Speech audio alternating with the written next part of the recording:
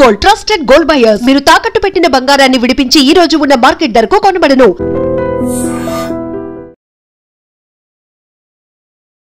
Welcome to I Dream Media. So రీసెంట్గా ఒక survey నిర్వహించారు. ఒక 3 రకాల టిఫిన్లు తినడం వల్ల అనారోగ్య సమస్యలు బాగా పెరుగుతున్నాయట. అంతేకాదు గుండెపోటు ముప్పు కూడా వీటి వల్ల ఎక్కువగా వస్తుందని చెప్తున్నారు. మరి ఎలాంటి ఆహారాలు తింటే, ఎలాంటి బ్రేక్ఫాస్ట్ తీసుకుంటే మనం ఆరోగ్యంగా ఉంటాము, ఆ 3 బ్రేక్ఫాస్ట్లు ఏంటి, మనం ఖచ్చితంగా అవాయిడ్ చేయాల్సింది వివరాలు తెలుసుకుందాం. మనతో పాటు ప్రముఖ internal medicine specialist doctor Rajesh Ukkala గారు ఉన్నారు ఫ్రమ్ టీఎక్స్ హాస్పిటల్స్. డాక్టర్ గారు నమస్తే అండి. నమస్తే డాక్టర్ గారు, బ్రేక్ఫాస్ట్ అనగానే మనకు గుర్తొస్తుంది మసాలా దోశ, ఇడ్లీ, వడ అలాంటివి చాలా ఇష్టంగా తీసుకుంటూ ఉంటాం. కానీ మీ డాక్టర్స్ చెప్తారు ఏంటంటే వెజిటబుల్స్ తీసుకోండి, మంచి మంచి హెల్తీ ఫుడ్ తీసుకోండి అని చెప్తుంటారు. అంటే బ్రేక్ఫాస్ట్లో ఒక 3 ఉన్నాయి అసలు తీసుకోకూడదు, గుండెపోటు ముప్పు, అనారోగ్యాలు, అనర్థాలు, డయాబెటీస్లు వస్తున్నాయి అంటున్నారు. ఆ 3 ఏంటి, ఎందుకు అవాయిడ్ చేయాలి, మరి ఏం తీసుకోవాలి? సో జనరల్గా యాక్చువల్లీ బ్రేక్ఫాస్ట్ కంటెంట్ గురించి ఆలోచించాలి. ఏ టైప్ అనే తర్వాత ఆలోచిస్తే వాట్ ఈస్ ద కంటెంట్, దాంట్లో ఏం ఉంటుంది అని. సో యూజువలీ సాల్ట్ ఎక్కువగా, ఆయిల్ ఎక్కువగా, ఈ మధ్యకాలంలో ఈ దోశ నేటివిటీ పోగొట్టేసి బటర్ ఎక్కువగా వాడడం గమనించారు. సో అదేంతో ఆ దోశ మీదే కూర తయారు చేయడం, దాంట్లోనే 1 కిలో బటర్ వేయడం, ఇలాంటివన్నీ చేస్తున్నారు. కాబట్టి మేజర్గా వాటి గురించి మనం నెగిటివ్గా ఆలోచించాల్సిన అవసరం ఉంది. So it is not the type of food, it is what is there inside. దాంట్లో ఏమేమి వాడుతున్నారు అనే దాన్ని బట్టి ఆలోచన చేస్తే డెఫినెట్గా ఈ మసాలా దోశలు, బటర్ దోశలు, ప్రాసెస్ దోశలు ఇవన్నీ తిన్నందుకే మనకి ప్రాబ్లమ్స్ అనేవి వస్తున్నాయి. ఇప్పుడు మీరు ఎనీ అవుట్ ఏమంటారు దాన్ని, టిఫిన్ స్టాల్స్లో వీటిల్లో బటరే కాకుండా దాంట్లో మళ్ళీ చీజు అంతా ఆయిల్ కంటెంట్ ఎక్కువగా వేసి అలాంటివి వేసి చేస్తున్నారు. అది కూడా చాలా హ్యూజ్ అమౌంట్ ఆఫ్ క్వాంటిటీస్లో వేస్తున్నారు. మరి అది ఒక పోర్షన్ తినగానే మనకి రావాల్సిన అనర్థాలన్నీ వచ్చినట్టే కదా.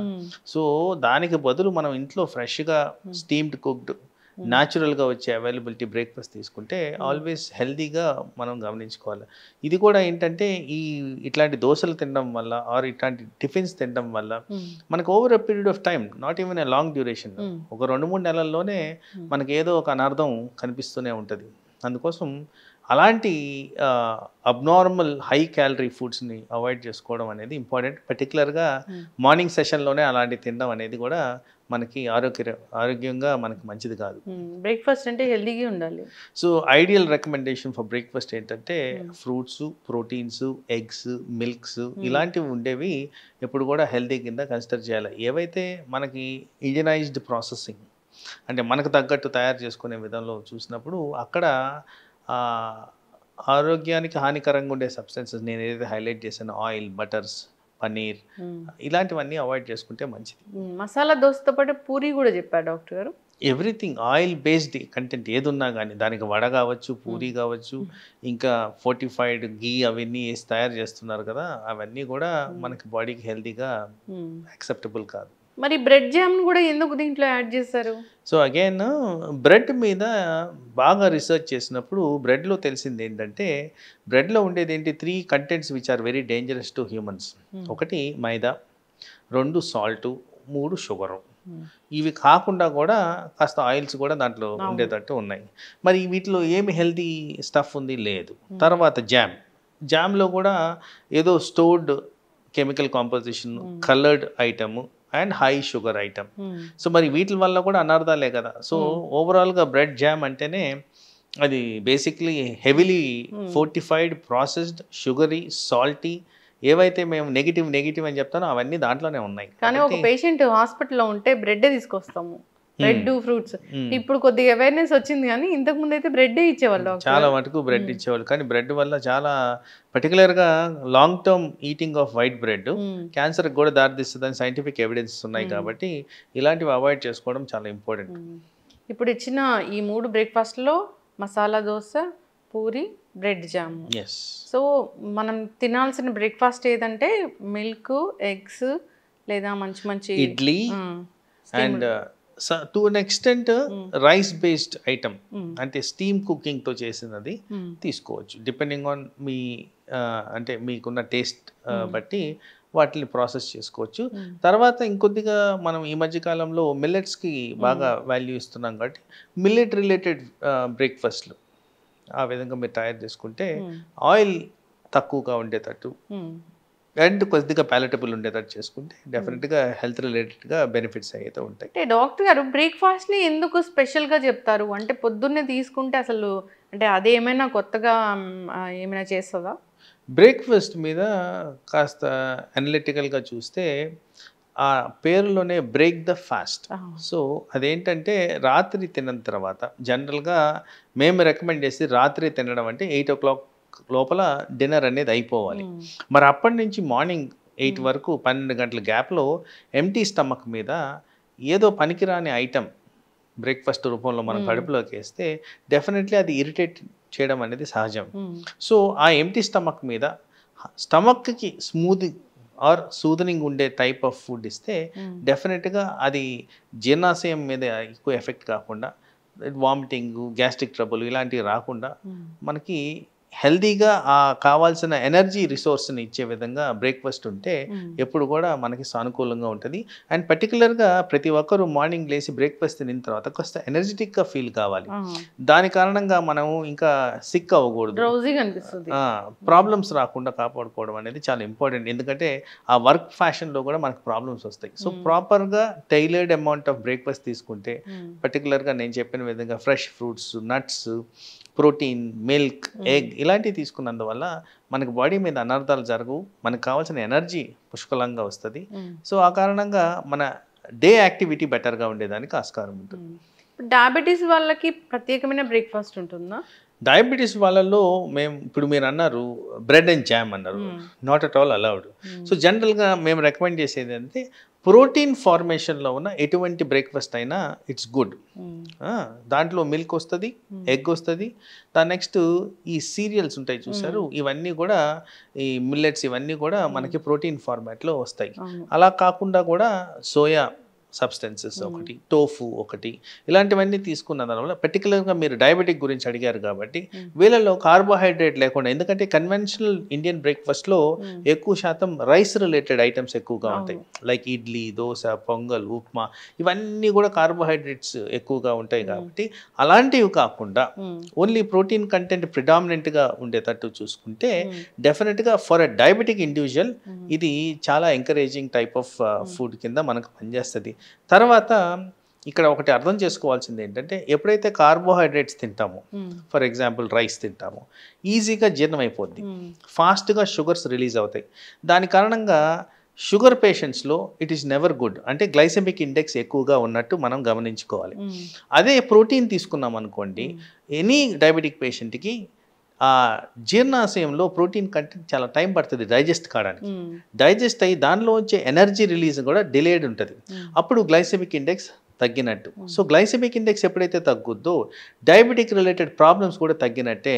అండ్ లాంగ్ టర్మ్గా ఇప్పుడు నేను ఒక్కరోజే తిన్నాను అనేది కాకుండా ఇదే కంటిన్యూషన్గా ఒక 2-3 years తిన్నారు అనుకోండి, డెఫినెట్గా వాళ్ళ గ్లైసెమిక్ ఇండెక్స్ తగ్గిన ఫుడ్స్ తింటున్నారు కాబట్టి షుగర్ కంట్రోల్ బెటర్గా వస్తుంది. సో అదే ఆబ్జెక్టివ్, ఇదొకటి. తర్వాత ప్రోటీన్ కంటెంట్ తీసుకున్నప్పుడు జీర్ణాశయంలో ఎక్కువసేపు ఉంటుంది జీర్ణం అవ్వడానికి, దాని కారణంగా వెంటనే ఆకలేదు. ఒకవేళ మధ్యాహ్నం తినాలనిపించినా కానీ కాస్తనే తింటారు.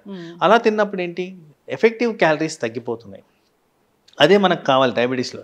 ఎందుకంటే 90% అబవ్ కన్నా ఉండేది టైప్ 2 డయాబెటీస్. టైప్ 2 డయాబెటీస్ అంటే ఊబకాయానికి సంబంధించింది. మీకు వెయిట్ రిడక్షన్ కావాలంటే క్యాలరీ ఇంటేక్ కూడా తగ్గాలి. సో ఎఫెక్టివ్గా diabetic friendly type of calories మనం ఇస్తే long term objective of diabetic control, దానికి రిలేటెడ్ కాంప్లికేషన్స్ కూడా తగ్గే విధంగా వస్తుంది. కాబట్టి ఈ విధంగా డయాబెటిక్ పేషెంట్స్ ప్రాపర్గా బ్రేక్ఫాస్ట్ని టైలర్ చేసుకుంటే రోజంతా కూడా మనకి క్యాలరీ బర్డెన్ లేకుండా వెయిట్ రిడక్షన్గా అండ్ టార్గెట్ ఓరియంటెడ్గా షుగర్స్ కంట్రోల్ అయ్యే విధంగా పనిచేస్తుంది.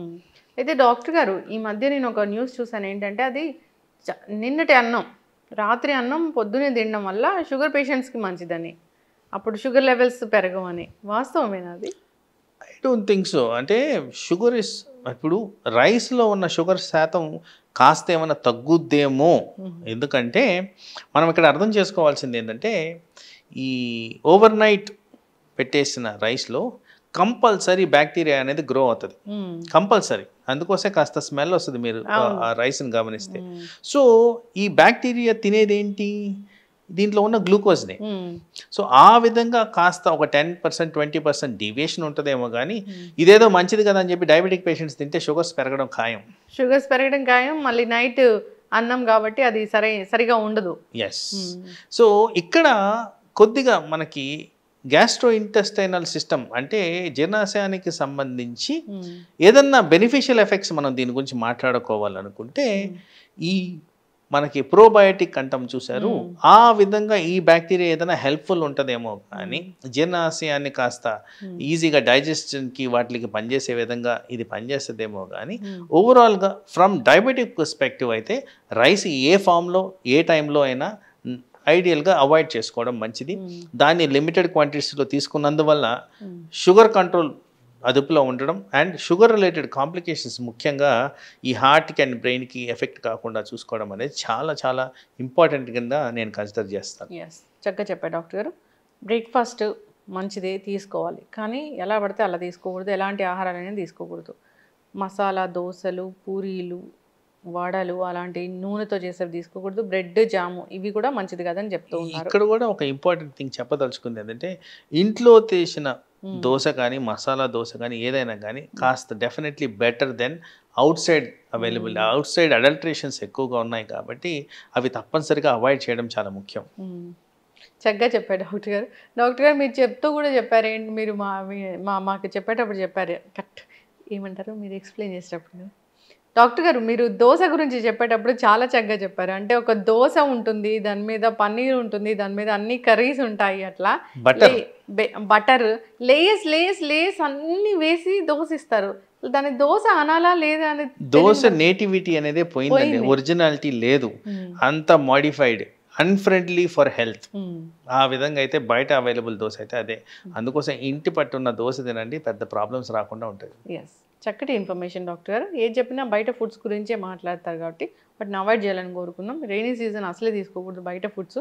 డాక్టర్ గారు నూడిల్స్ ఏంటో కానీ, అంటే నూడిల్స్ మార్కెట్లోకి వచ్చినప్పటి నుంచి వాటి మీద ఏదో ఒక వార్త వస్తూనే ఉంది, అసలు తినకూడదు అదొక విషయం లాగా చూస్తున్నారు.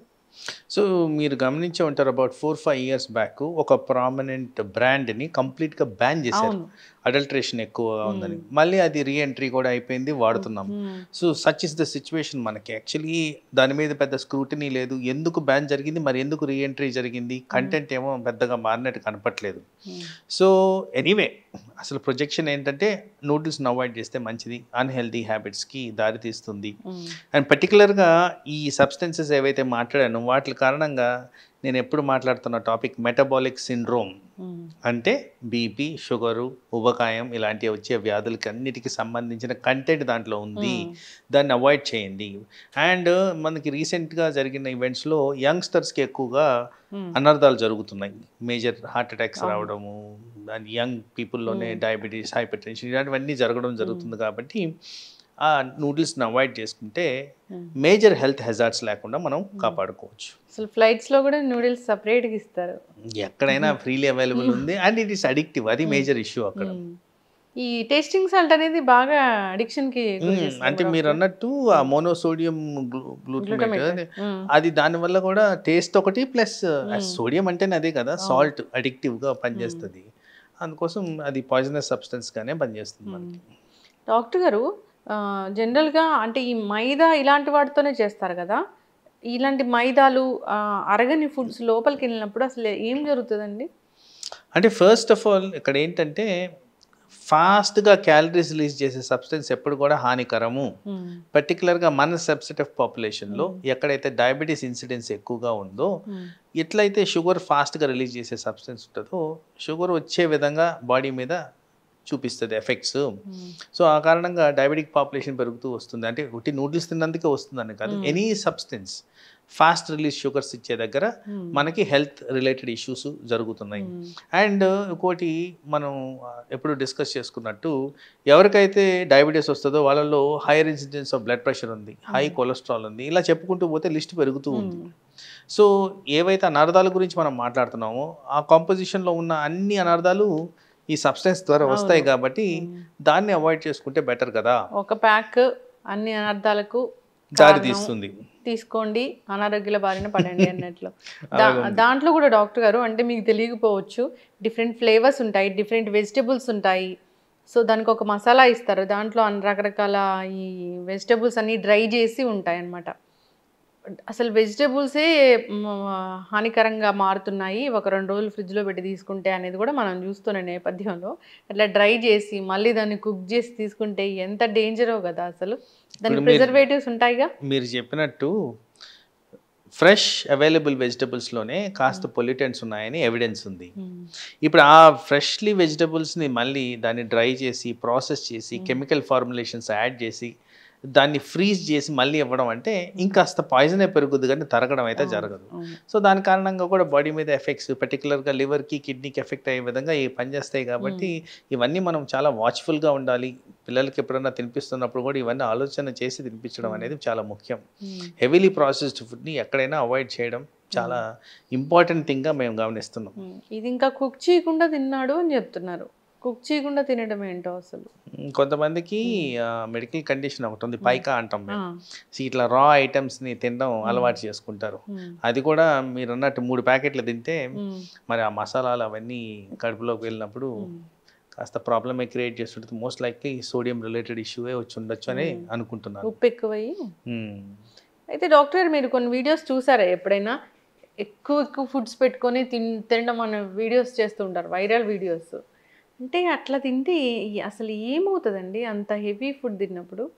డెఫినెట్గా అబ్నార్మల్ అది. ఇప్పుడు మనకి ఎంత రిక్వైర్మెంట్ ఉందో అంతే తినాలి. కానీ అదేదో ఒక చేప తింటారు, ఒక మటన్ తింటారు, ఒక చికెన్ తింటారు, అక్కడే ఎంత ఫుడ్ తింటారు. సో అలాంటివన్నీ తిన్నప్పుడు బాడీలో జీర్ణించుకునే శక్తి కూడా ఉండదు. కాబట్టి డెఫినెట్గా అలాంటివి అవాయిడ్ చేయడం చాలా ముఖ్యం. ఎందుకంటే అట్లా high level of calorie consumption and abnormal composition ఉన్న సబ్స్టెన్సెస్ తీసుకోవడం వల్ల కూడా మనకి బాడీ మీద అనర్థాలే ఉంటాయి. కానీ ఎప్పుడు కూడా ఈ సేఫర్ అప్రోచ్ అయితే కాదు. పర్టికులర్గా అంత హ్యూజ్ క్వాంటిటీస్ తిన్నప్పుడు డెఫినెట్గా ఓవర్ పీరియడ్ ఆఫ్ టైం అది బ్లడ్ వెజల్స్ బ్లాక్ చేయడము, బ్రెయిన్ అటాక్స్ రావడం, హార్ట్ అటాక్స్ రావడం జరగడం తప్ప ఇంకా వేరే వాటి గురించి మనం ఊహించాల్సిన అవసరం కూడా లేదు యాక్చువల్లీ. ఇప్పుడు ఉప్పు అన్నారు, ఉప్పు నిజంగా మనిషికి అవసరమా డాక్టర్ గారు? జనరల్గా ఏ లివింగ్ సబ్స్టెన్స్ అయినా కానీ సాల్ట్ అనే దాని మీద ఆధారపడి ఉంటుంది. కాకపోతే అది ఒక మోతాదు వరకే అది యాక్సెప్టెడ్. సో జనరల్గా మేము చెప్పేది సాల్ట్ అనేది అరౌండ్ 135 నుంచి 145 మధ్యన ఉంటే అది కరెక్ట్ లెవెల్ ఆఫ్ మెయింటెనెన్స్. కానీ మనము అలవాటు ప్రకారం టేస్ట్ గురించి, బ్రెయిన్ అడాప్టేషన్ గురించి సాల్ట్ యాడ్ చేసుకోవడం అనేది అది actually not a healthy option. దాని కారణంగా బ్లడ్ ప్రెషర్ రావడం, ఈ హై సాల్ట్ వల్ల డిహైడ్రేషన్ అవ్వడం, బ్రెయిన్ మీద ఎఫెక్ట్స్, కాన్సన్ట్రేషన్ మెకానిజం కోల్పోవడం, ఇలాంటివన్నీ జరుగుతాయి. కాబట్టి సాల్ట్ అనేది రిక్వైర్డ్ అమౌంట్స్, ఆ రిక్వైర్డ్ అమౌంట్స్ కూడా not more than 2 grams per day. అంత ఆ లెవెల్లో తీసుకుంటే కానీ మనకి ఎక్కువగా అధికంగా సాల్ట్ వల్ల సైడ్ ఎఫెక్ట్స్ లేకుండా మనం కాపాడుకోవచ్చు. ఎస్, చక్కగా చెప్పారు డాక్టర్ గారు. అంటే నూడిల్స్ ఇలాంటి వాటికి ఎందుకు ఎడిక్ట్ అవుతాము, అది పదే పదే ఎందుకు తినాలనిపిస్తుంది అంటే దాంట్లో ఉండే సోడియం గ్లూటమేట్ అంటే టేస్టింగ్ సాల్ట్ అనేది అని చాలా చక్కగా చెప్పారు. అలాంటి వాటిని అసలు తయారు చేయకూడదు, మార్కెట్లో తేయకూడదు, మనం తీసుకోకూడదు, ఇంట్లో కూడా ఎంకరేజ్ చేసుకోకూడదు. అవును, పిల్లలు పదే పదే అడుగుతారంటే అర్థమవుతుంది ఏంటంటే దానికి ఎడిక్ట్ అయ్యారు అనేది. ఎగ్జాక్ట్లీ అదే సబ్స్టెన్స్ మీద మనకి డెఫినెట్గా కాంక్రీట్ ఎవిడెన్స్ ఉంది. కాబట్టి వాటిని అవాయిడ్ చేయడం ఎప్పుడు కూడా బెస్ట్ థింగ్. చిన్నపిల్లల్లోనే ఊబకాయం వస్తుంది, చిన్నపిల్లల్లోనే డయాబెటీస్ వస్తుంది, చిన్నపిల్లల్లోనే స్ట్రోక్స్ కూడా వస్తున్నాయి. అబ్సల్యూట్లీ. సో జాగ్రత్త పడాలని కోరుకున్నాను డాక్టర్ గారు. చాలా చక్కటి ఇన్ఫర్మేషన్ అండి. నూడిల్స్ ఇవే కాదు, అసలు ప్రిజర్వేటివ్స్ ఉన్న ఏ ఫుడ్నైనా అసలు ఎక్కువగా తీసుకోకూడదు. ఎప్పుడైనా ఒక నెలకు ఒకసారి ఏదైనా కొంచెం మోతాదులో తీసుకుంటే ఓకేనేమో, కానీ ఇట్లా వాటికి ఎడిక్ట్ అయినట్లుగా డైలీ కన్జ్యూమ్ చేయడం అనేది కరెక్ట్ కాదు. ఐడియల్ రికమెండేషన్ ఫ్రెష్లీ అవైలబుల్ ఫుడ్స్ని ఎప్పుడు కూడా రికమెండ్ చేసుకోవడం మంచిది. ఎస్, చక్కటి ఇన్ఫర్మేషన్ డాక్టర్ గారు, ధన్యవాదాలు. నమస్తే. And don't forget to subscribe to iDream. And for more videos, please subscribe to iDream. Please subscribe to iDream. Please subscribe iDream. And please subscribe to iDream. For more videos, subscribe to iDream. please like, share and subscribe to the channel. Congratulations, iDream. Subscribe to iDream. Subscribe to iDream. So subscribe to iDream Media. iDream ki iDream team andarki huge congratulations. Please subscribe iDream Media. Please subscribe to iDream. Subscribe iDream. Please subscribe to iDream. iDream అంటే నా కళల channel subscribe చేసుకున్న నోరు తిరుగుతలేదు, మీరైతే గంట గుర్తు కొట్టండి. For more such videos, please subscribe to iDream. Subscribe to iDream. Please subscribe to iDream. Please subscribe iDream Media. Please do subscribe to iDream. Please subscribe to iDream Media. For best entertainment and information, please subscribe iDream.